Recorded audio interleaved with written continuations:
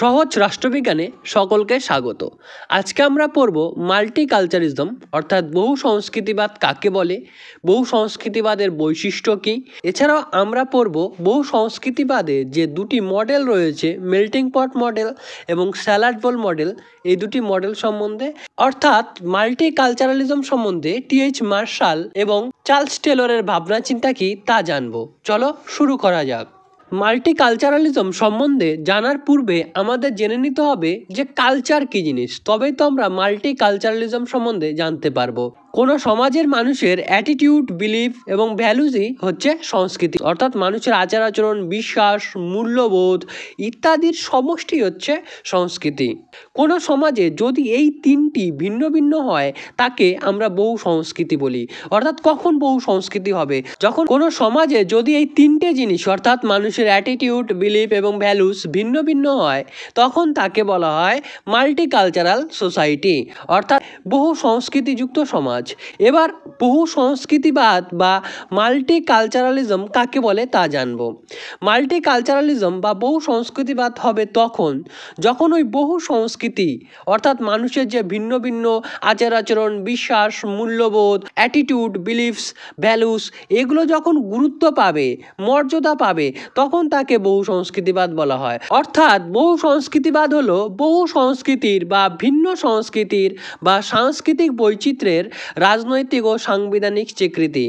এক কথায় বলা যায় বহু সংস্কৃতিবাদ হলো বিভিন্নতার স্বীকৃতি।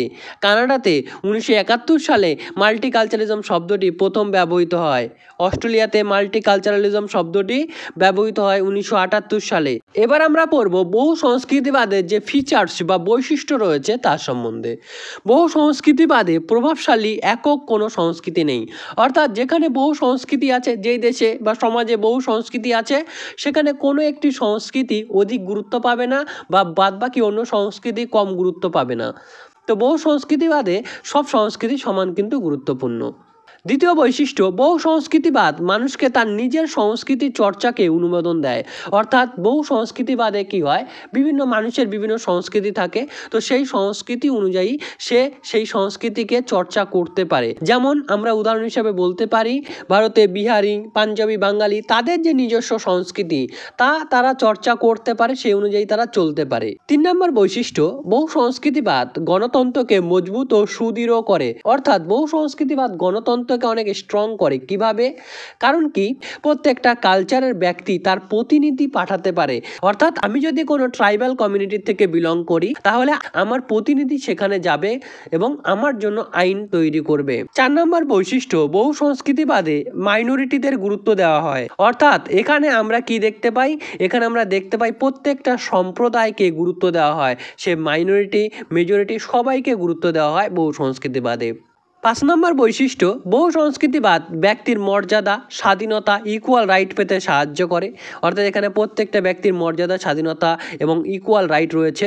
অর্থাৎ কোনো একটা দেশে মেজরিটি কালচারের নাগরিক যে অধিকার পায়, একদম মাইনরিটি পর্যায়ের নাগরিকও রাষ্ট্র প্রদত্ত, সংবিধান প্রদত্ত সেই সমস্ত মর্যাদা, স্বাধীনতা এবং অধিকারগুলি ভোগ করে থাকে। বহু সংস্কৃতিবাদে সেলফ গভর্নমেন্ট রাইট গুরুত্ব পায়।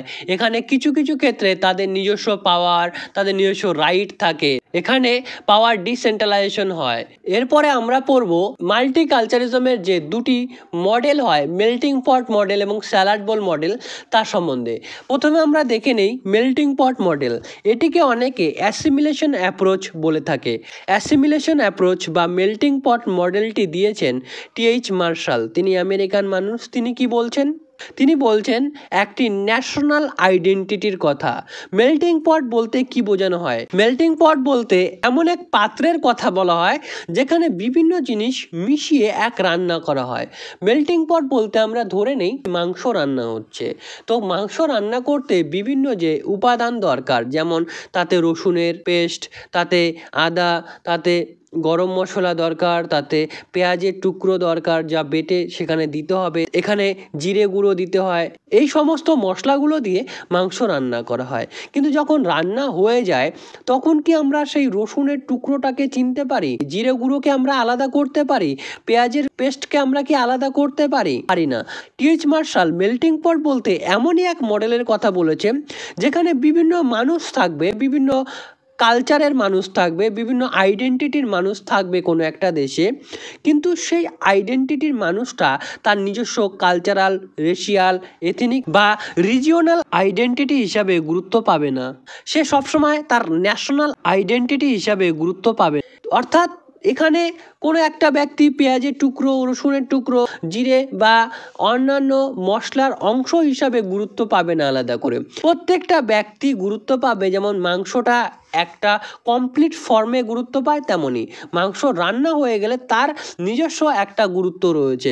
তো সেই গুরুত্বটা সবগুলো মশলা মিলে তৈরি করে।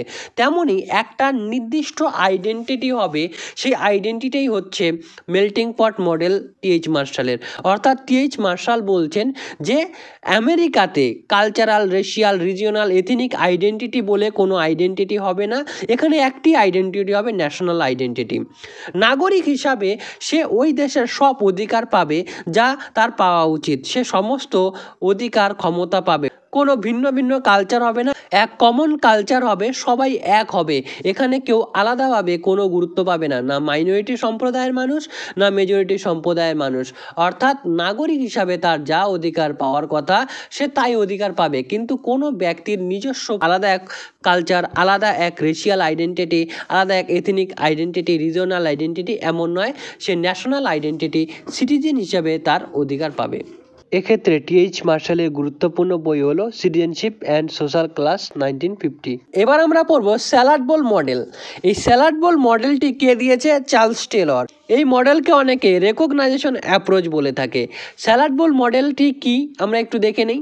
চার্লস টেলর এই মডেলটি দিয়েছে তার বিখ্যাত বই পলিটিক্স অফ রেকগনিশন 1992 এই বইতে। এখানে তিনি শুধু বিভিন্ন কালচারকে নামে মাত্র স্বীকার করার কথা বলেনি, মর্যাদার সহিত তাদের গুরুত্ব দেওয়ার কথা বলেছেন, তাদের ভালোবাসার কথা বলেছেন, তাদের পজিটিভলি দেখার কথা বলেছেন। অর্থাৎ সমাজে বহু মানুষ থাকে, তাদের আলাদাভাবে গুরুত্ব দেওয়ার দরকার পড়ে। স্যালাড বোল মডেলে চার্লস টেলর বলছেন সেই মানুষগুলো কারা? সেই মানুষগুলো কিছু নারী থাকেন, কিছু ব্ল্যাক পিপলরা থাকেন, কিছু আদিবাসী মানুষরা থাকেন, যাদের একটি গ্রুপ হিসাবে বা একটি ন্যাশনাল আইডেন্টিটি হিসাবে গুরুত্ব দিলে তারা অধিকার পাবে না, তাদের মর্যাদা রক্ষা হবে না, তারা গুরুত্ব পাবে না, তারা সমান ফিল করবে না, কারণ তারা সমান নয়, তারা বহু আগের থেকে পিছিয়ে রয়েছে।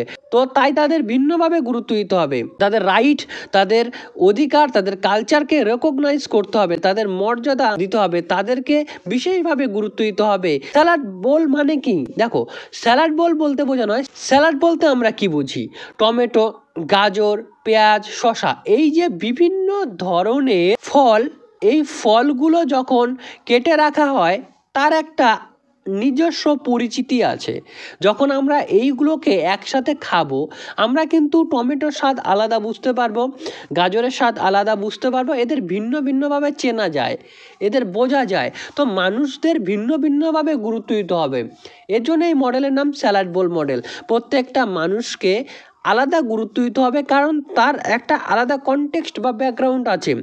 আদিবাসী, ব্ল্যাক, নারী, এই সমস্ত মানুষের সমস্যা আলাদা, তাদের অন্যান্য মানুষের সাথে মিলিয়ে ফেললে হবে না, তাদের আলাদা গুরুত্ব দিতে হবে, তাদের রাইটকে আলাদাভাবে রেকগনাইজ করতে হবে। এটাই হলো তার স্যালাড বোল মডেল। চার্লস টেলরের আরেকটি গুরুত্বপূর্ণ বই হলো সোর্স অফ দ্য সেলফ 1989। ভিডিওটি ভালো লাগলে লাইক, শেয়ার, সাবস্ক্রাইব করে আমার পাশে থাকতে পারো। ধন্যবাদ।